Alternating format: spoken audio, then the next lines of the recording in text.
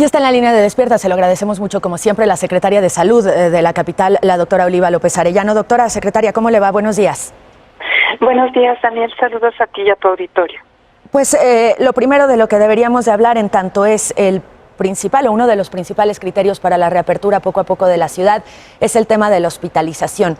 ¿Efectivamente la tendencia va a la baja? Así es, ya tenemos varios, por lo menos más de 10 días que está descendiendo consistentemente. Estamos teniendo menos ocupación hospitalaria en términos de las camas con ventilador y de las camas generales.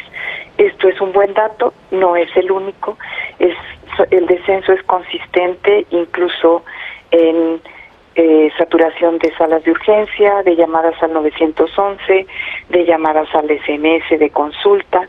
O sea, todos los datos son consistentes de que estamos descendiendo en términos del número de contagios y del número de casos graves. Esto es importante señalarlo, pero no bajar la guardia, porque sabemos que el contagio sigue, que la pandemia se mantiene entre nosotros y que si bajamos la guardia, sobre todo tenemos reuniones familiares, de amigos, multitudinarias, vamos sin precaución al espacio público, pues tenemos más riesgo de contagio y puede volver a empezar un contagio generalizado. ¿Cómo va, secretaria, el problema de la escasez del oxígeno médico y sus contenedores? Eso se ha estado atendiendo de diversas formas. Nosotros tenemos un programa de apoyo de alta oportuna, donde las personas salen con el oxígeno en domicilio de los hospitales de la ciudad, tanto CEDESA, la Secretaría de Salud del Gobierno de la Ciudad de México, como el IMSS y el ISSSTE tienen este programa. Entonces eso es un apoyo, digamos, de las personas que se dan de alta hospital, que estuvieron en hospitalización y requieren para su continuidad de convalecencia con oxígeno. También se tiene un programa específico, ese apoyado por el INSABI, con empresas privadas donde se les da asistencia en domicilio y también tiene el componente de oxígeno. Tenemos 4 puntos en la ciudad donde se surte gratuitamente, se recarga oxígeno y estamos viendo diversas formas. Recientemente se anunció una plataforma que fue desarrollada por un grupo de jóvenes y la Agencia Digital de Innovación Pública apoyó esta plataforma recientemente para que tenga también pues un monitoreo de dónde hay tanques de oxígeno, dónde se puede recargar de manera privada, pública y donde hay disponibilidad para evitar los fraudes. Además, la actividad de Profeco, que ha sido muy insistente con la policía cibernética para desmontar los fraudes por Internet. Doctora, ¿se redujo el número de pruebas que se hacen todos los días en Ciudad de México?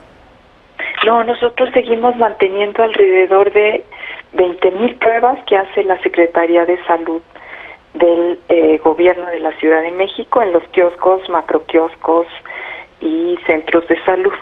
De manera sectorial estamos sobre 22,000 pruebas en la ciudad. ¿Nos puede recordar el uso del código QR? ¿Cuál es su objetivo? Porque ahora es obligatorio para entrar, por ejemplo, a un centro comercial. El uso del código QR es importante porque es una alerta. De alguna forma podríamos considerarla una alerta epidemiológica, porque uno escanea y si hay una persona que resulta positiva, ese código se avisa a la persona con mucho cuidado de los datos personales, o sea, no se sabe quién, nada más le dice, usted estuvo en un momento, en un sitio donde coincidió con una persona que dio positivo. ¿Y ha funcionado? Entonces, eso es una alerta. Sí ha funcionado, digamos que habría que usarlo más, eso es importante, ojalá ustedes nos puedan ayudar a difundir el uso. No es un uso complejo y es un uso que se garantiza toda la privacidad. Es importante decir esto, perdón, es importante decir que no tiene el objetivo de recabar información de las personas, sino de detectar la cercanía de contagios. Exacto, y nada más le llega a uno una alerta y así las personas que tuvieron contacto y que tienen esa alerta pueden vigilar sus síntomas, pueden tener como presente que ahí a lo mejor pudo haber tenido un riesgo de contagio.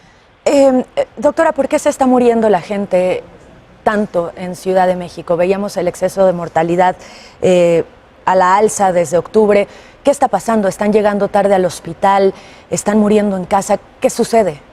Hay una combinación de cosas. La primera es que este segundo pico fue un pico más importante de contagios y por lo tanto el componente, el porcentaje de cuadros graves y muy graves también se eleva. Ese es un primer dato. En este segundo pico de la epidemia en la Ciudad de México fue mayor que en mayo, entonces la probabilidad de tener un cuadro grave y muy grave también se eleva. Esa es una primera cosa. La segunda, que es, ya lo sabemos, es una base de enfermedad, de comorbilidades que nuestra población tiene y que desafortunadamente está muy asociada a los cuadros graves y muy graves. Por ejemplo, el caso de la obesidad y el sobrepeso, la hipertensión y la diabetes. Y eso, la prevalencia en Ciudad de México es sobrepeso y obesidad. 75% de las personas adultas mayores de 20 años tienen esta condición, entonces su riesgo es mayor. Tercer componente, las personas han estado llegando muy tarde y estamos haciendo un esfuerzo de comunicación de riesgos de que no lleguen tan tarde al hospital, porque llegan muy tarde por temor, llegan muy tarde por desconocimiento o llegan muy tarde porque estuvieron tratándose los síntomas de manera inadecuada y eso hace que o se enmascare el cuadro o que avance mucho. Entonces hay una capacitación intensiva a médicos de primer nivel, de nivel ambulatorio, de consultorios adyacentes a farmacias. Eso, justo se publicó el fin de semana. Sí, para que el tratamiento sea mejor. ¿Es la recomendación acudir a uno de estos consultorios que están junto a las farmacias? Veíamos este fin de semana incluso como las cifras de médicos que atienden estos consultorios contagiados ha subido exponencialmente. Sí, no, la recomendación es que las personas cuando tengan un cuadro sospechoso de COVID con síntomas que crean o que estuvieron en contacto con una persona que dio positiva a COVID-19, envíen un mensaje de texto o hablen a Locatel y ahí reciben orientación, valoración médica o telellamada. O también se pueden acercar a un kiosco donde tendrían una prueba confirmatoria, una asesoría médica, un tratamiento si así lo ameritan y un seguimiento epidemiológico. Hay 230 puntos en la ciudad donde estamos trabajando y también hay 26 módulos de atención respiratoria del IMSS.